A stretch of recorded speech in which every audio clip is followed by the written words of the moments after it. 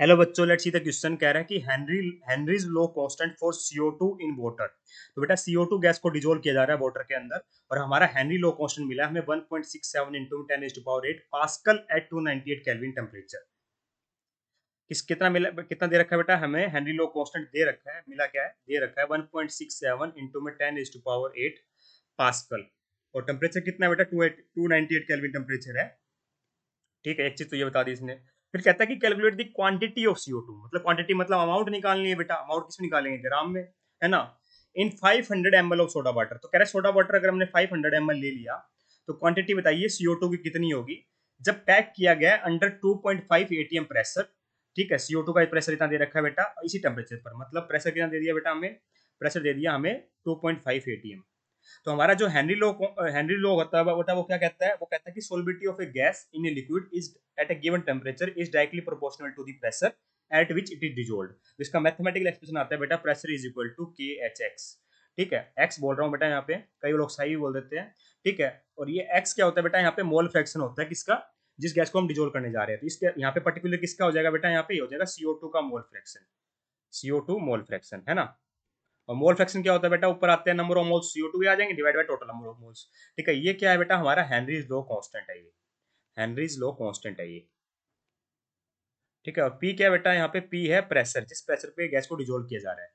ठीक है, ये है pressure, the pressure at which gas is being dissolved. ठीक, कौन सी गैस है बेटा? हमारे पास CO2 गैस है। किसके अंदर डिजोल्व किया जा रहा है बेटा? वाटर के अंदर। तो हमें KH की वैल्यू तो बेटा पहले से गिवन है ना। 1.67 इंटू में 10⁸ पास्कल में गिवन है, इस बात का ध्यान रखना। तो बेसिकली मुझे निकालना है अमाउंट। क्या निकालना है बेटा मुझे? अमाउंट निकालना है ना।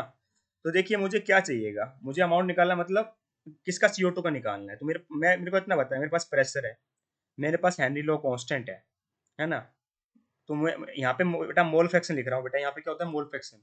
मोल फ्रैक्शन क्या होता है बेटा? ऊपर आ जाएगा number of moles CO2 gas के divide by total number of moles. Total number of moles का मतलब यहाँ पे क्या हो गया बेटा? Number of moles of CO2 gas, साथ में क्या बेटा? सॉल्वेंट क्या है यहाँ पे? वाटर है, इसके अंदर डिजोल्व किया जा रहा है। टोटल नंबर ऑफ मोल्स ही हो गए। अब देखिए बेटा, मुझे अमाउंट निकालनी है 500 ml के अंदर, सोडा वाटर के अंदर ना। ठीक है, तो मुझे इतना पता है कि डेंसिटी ऑफ वाटर कितनी होती है, बताइए। डेंसिटी ऑफ वाटर होती है बेटा 1 ग्राम पर ml। ठीक है, और डेंसिटी क्या होती है बेटा? मास बाय वॉल्यूम, है ना। तो डेंसिटी अगर 1 है बेटा और मास बाय मास किस में होता है बेटा? यहाँ पे ग्राम में होगा। वॉल्यूम किस में होगी? ml में होगी। और हमें वॉल्यूम दे रखी है बेटा वाटर की 500 ml। 500 ml, तो यहाँ से फायदा क्या होगा बेटा? मेरा मास निकल गया कितना? 500 ग्राम। मास कितना आ गया बेटा? हमारा 500 ग्राम आ गया। मास का फायदा क्या हुआ बेटा? मुझे नंबर ऑफ मोल्स चाहिए ना वाटर के, तो मैं नंबर ऑफ मोल्स निकाल लूंगा यहाँ से। ठीक है, अब देखिए बेटा, देखिए ध्यान से, थोड़ा ध्यान से समझते हैं इसको। ठीक है, कि ये एक्स लिख लो है ना, CO2 का मोल फ्रैक्शन। तो यहाँ पे बेटा मैं सबसे पहले क्या निकालूंगा बेटा? नंबर ऑफ मोल्स निकालने जाऊँ बेटा वाटर के। तो नंबर ऑफ मोल्स होते हैं क्या बेटा? ऊपर आता है गिवन वेट। ठीक है, यहाँ वाटर की बात करेंगे तो ऊपर वाटर का आ जाएगा ग्राम में divide by molecular weight. Molecular weight किस में आ जाएगा? ग्राम पर मोल में आ जाएगा। गिवन वेट कितना है बेटा मेरे पास? 500 ग्राम है बेटा, है ना। किसका? वाटर का। मोलिकुलर वेट कितना होता है बेटा वाटर का? निकाल लेते हैं। देखिए हाइड्रोजन का होता है 1 और ऑक्सीजन का होता है 16। तो कितना आ जाएगा? 1 इंटू में 2 प्लस 16 होता है बेटा 18। तो 18 ग्राम पर मोल आ गया बेटा मेरा वाटर का मोलिकुलर वेट। कितना आ गया? 18 ग्राम पर मोल। तो ग्राम से ग्राम कैंसिल आउट हो गया बेटा। तो 500 डिवाइड बाई 18 कितना हो जाएगा बेटा? ये हो जाएगा हमारा 27.77 मोल। 27.77 मोल। ये तो आगे बेटा मेरे पास वाटर के मोल्स। अब मुझे किसके चाहिए बेटा? CO2 के मोल्स चाहिए। CO2 के मोल्स में बेटा मेरे पास अमाउंट तो है नहीं, वो तो निकालनी है मेन। मतलब अगर मैं नंबर ऑफ मोल CO2 लिखूं तो ऊपर क्या लिखूंगा बेटा? Given weight. तो गिवन वेट को मान लेता हूँ मैं x मान लेता हूँ। x मत मान लो, x से आप कंफ्यूज हो जाओगे। इसको मान लो आप कोई भी, चलो मास लिख देता हूँ यहाँ पे। ऊपर आता है बेटा मास। ठीक है, नीचे क्या आएगा बेटा? मोलिकुलर वेट आएगा। तो CO2 का मोलिकुलर वेट कितना होगा? यहाँ निकाल रहा हूँ बेटा मैं अलग से। तो कार्बन का होता है बेटा 12, ऑक्सीजन का होता है बेटा 16। दो ऑक्सीजन है तो बेटा 16 इंटू में 2 कर दूंगा। तो यहाँ पे आ जाएगा 44 ग्राम पर मोल। ठीक है, तो ये आ गया बेटा मेरा 44 ग्राम पर मोल। तो ये नंबर ऑफ मोल्स बेटा मेरे पास CO2 के आगे, नंबर ऑफ मोल्स वाटर के आगे। प्रेशर मेरे को पता है। ठीक है, बस ध्यान क्या रखना बेटा, यहाँ पे जो प्रेशर है वो 2.5 ATM है और यहाँ पे क्या बेटा मेरा जो एनिलो कांस्टेंट दे रखा है वो पास्कल में दे रखा है। तो एक काम कर देते हैं बेटा, पूरे को प्रेशर में कन्वर्ट, ATM में कन्वर्ट कर लेते हैं। ठीक है, तो कैसे करेंगे बेटा? तो हमें रिलेशन पता होना चाहिए कि बेटा कि जो हमें क्या करना है, पास्कल को किस में करना है? एटीएम कन्वर्ट करना है ना। तो एक पास्कल में कितने एटीएम होते हैं ना, एक पास्कल में कितने एटीएम होते हैं पता होना चाहिए बेटा। तो आपको बता दूं, हल्की सी जानकारी दे देता हूँ आपको। यहाँ पे लिख रहा हूँ मैं कि 1 पास्कल होता है बेटा मेरा 9.869, एग्जैक्ट अमाउंट बता रहा हूँ बेटा मैं आपको, 9.869 इंटू में 10⁻⁻6 एटीएम। या फिर आप ऐसे ही बोल सकते थे कि एक एटीएम में कितना प्रेशर होता है, एक एटीएम में कितना पास्कल होता है। ठीक है, एक एटीएम में तो वो होता है बेटा 101,325। ठीक है, ये साथ सही रहेगा अपने लिए, 101,325 पास्कल। हमें क्या करना है बेटा, इसको कन्वर्ट करना है किसमें, पास्कल को एटीएम में कन्वर्ट करने जा रहे हैं ना बेटा हम, पास्कल को किसमें कन्वर्ट करने जा रहे हैं, एटीएम में। तो हमारे पास अगर 1 पास्कल लूंगा तो बेटा इतनी वैल्यू आ गई। ठीक है, और मेरे पास कितना दे रखा है, 1.67 इंटू में 10⁸ पास्कल कितना हो जाएगा। तो क्या करेंगे बेटा, यूनिटरी मेथड मल्टीप्लाई कर देंगे, जो गिवन वैल्यू है 9.869 इंटू में 10⁻⁻6 इंटू में 1.67 इंटू में 10⁸8। ठीक है, तो 10⁻⁻6 इंटू 10⁸8 हो जाएगा, ये तो जाएगा बेटा 10⁻²। ठीक है, तो ये आ जाएगा 9.869 इंटू में 1.67 इंटू में 10⁻², और ये कितना आ जाएगा पीछे बेटा, पीछे आ जाएगा हमारा, किसमें कन्वर्ट किया हमने, एटीएम में कन्वर्ट किया ना, तो एटीएम यूनिट आ जाएगी। तो ये आ जाएगा बेटा मेरा, तो इसको सोल्व कर लेते हैं। तो ये आ जाएगा 9.869 इंटू में 1.67, ये होता है मेरा 16.48। 16.48 इंटू में कर देंगे बेटा 100, तो ये कितना आ जाएगा, 1648 आ जाएगा लगभग बेटा। 1648 क्या आ जाएगा बेटा, मेरा एटीएम आ जाएगा, है ना। इसको मैंने क्या कर दिया, 100 से मल्टीप्लाई कर दिया, तो 1648.1 आता है। मैं 16.1 लिख लो चाहे, 0.1 एटीएम प्रेशर आ गया बेटा मेरे पास। अब एटीएम में प्रेशर भी आ चुका है। प्रेशर क्या, हमने किसको कन्वर्ट किया है, हेनरी लो कांस्टेंट कन्वर्ट किया है ना। प्रेशर क्या, हेनरी लो कांस्टेंट ही बोलो इसको, हेनरी लो कांस्टेंट और प्रेशर की यूनिट एक ही होती है। ठीक है, अब हम क्या करेंगे बेटा, सारी वैल्यूज रख रहे होंगे और आंसर निकाल रहे होंगे, आंसर निकाल रहे होंगे। इस बात का अपने को ध्यान यहाँ पे रखना है। ठीक है तो क्या करूंगा बेटा, मैं प्रेशर कितना दे रखा है बेटा मुझे, 2.5 एटीएम दे रखा है।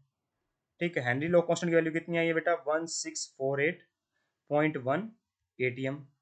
ठीक है, मोल फ्रैक्शन में ऊपर क्या रखूंगा बेटा, number of moles of CO2 divide by, यहाँ देखिए इसको टोटल नंबर ऑफ मोल्स ना, तो नंबर ऑफ मोल्स CO2 क्या लिख रहे हैं बेटा, mass by 44, m/44 divide by m/44 plus water के नंबर ऑफ मोल्स कितने आए, 27.77। बस कैलकुलेशन रहेगी बेटा, अब तो वो तो हमें खुद करनी ही पड़ेगी, है ना, वो तो हमें करनी ही पड़ेगी। थोड़ी सी लाइन से कैलकुलेशन है और कोई बात नहीं है। 27.77। ठीक है, तो एटीएम से एटीएम कैंसिल आउट हो गया बेटा, तो 2.5 डिवाइड बाय 1648। ठीक है, तो कितना हो जाएगा बेटा, ये देखिए ध्यान से, ये कितना हो जाएगा हमारा। इसको देखिए, एक चीज और देखिए बेटा, मुझे इतना पता है कि मास को 44 से डिवाइड करोगे तो वो 27.77 से तो बहुत छोटा होगा बेटा। तो इसको हम इग्नोर कर सकते हैं, नहीं कर सकते, बताइए। ऑफ कोर्स इग्नोर कर सकते हैं कि ये वैल्यू बेटा बेटा ना के बराबर है, और हमारी कैलकुलेशन में इजी हो जाएगी। क्यों, क्योंकि मुझे पता है कि m/44 है बेटा। m अगर एक भी m आ गया ना, अगर मान लो मास की वैल्यू 1 ग्राम भी आ गई, तो भी बेटा बहुत छोटी वैल्यू जाती है 1/44। तो 1/44 प्लस 27.77 को मैं लगभग बेटा 27.77 लिख सकता हूँ। इसको नेगलेक्ट कर सकते हैं बेटा। ठीक है, काफी स्मॉल वैल्यू है ना इसके कंपैरिजन में, बस इतना ही थोड़ा सा हम करके देखते हैं। ठीक है, तो ऊपर क्या आ जाएगा बेटा मेरा, m/44 यहाँ लिख लो बेटा, मैंने क्या कर दिया, नीचे वाले m/44 को 27.7 के कंपैरिजन में नेग्लिजिबल मान लिया, तो ये नीचे आ गया बेटा, ये 44 तो यहाँ पे था। ठीक है, और यहाँ साइड में क्या हो जाएगा बेटा, 27.77 बचा है केवल, है ना, इसको कर दिया बेटा नेग्लिजिबल मान लिया। ठीक है, तो ये हो गया बेटा हमारा। ठीक है, अब क्या करेंगे बेटा, अब हम करेंगे बेटा मल्टीप्लाई। ठीक है, सिंपल क्रॉस मल्टीप्लाई करेंगे, तो 2.5 है ना उस साइड, तो क्रॉस मल्टीप्लाई करेंगे, तो यहाँ पे लिख रहा हूँ बेटा मैं 2.5 इंटू में 44 इंटू में 27.77। ठीक है, डिवाइड बाय 1648। ठीक है, और ये किस में आएगा बेटा, ग्राम में आएगा। ठीक है, ये ग्राम में कैसे आएगा, मास ग्राम में था यहाँ पे, इसलिए बस सिंपल सी बात है। ठीक है, यहाँ पे कितना आ जाएगा बेटा, मेरा मास आ जाएगा ग्राम में। तो सिंपल 2.5 को मल्टीप्लाई किया आपने 44 से, उसको मल्टीप्लाई किया बेटा, ये 27.77 है, ये पॉइंट है बीच में, 27.77 इंटू में 27.77, है ना, 2.5 इंटू में 44 into 27.77 whole divide by 1648, whole divide by 1648। तो मास कितना आता है बेटा, मेरा मास आता है 1.85 ग्राम, मास आता है बेटा मेरा 1.85 ग्राम। अब देख लीजिए बेटा, 1.85 रख भी देता हूँ यहाँ पे, तो ये 44 कम 1.85 बाई 44 करता, तो बेटा वो ना की बराबर ही वैल्यू होती है ना लगभग, 1.85 डिवाइड बाई 44, तो 0.04 आता। क्या फर्क डालता 27.77? कुछ फर्क नहीं डालता बेटा। तो हालांकि अप्रोक्सीमेटली आंसर है, पर हमने थोड़ा बहुत दिमाग लगाया है। ठीक है, तो हमारा आंसर क्या हो गया बेटा? हमारा जो मास आया है वो कितना आया? 1.85 ग्राम आया है बेटा, 1.85 ग्राम आया है। I hope you understand the answer. Thank you so much.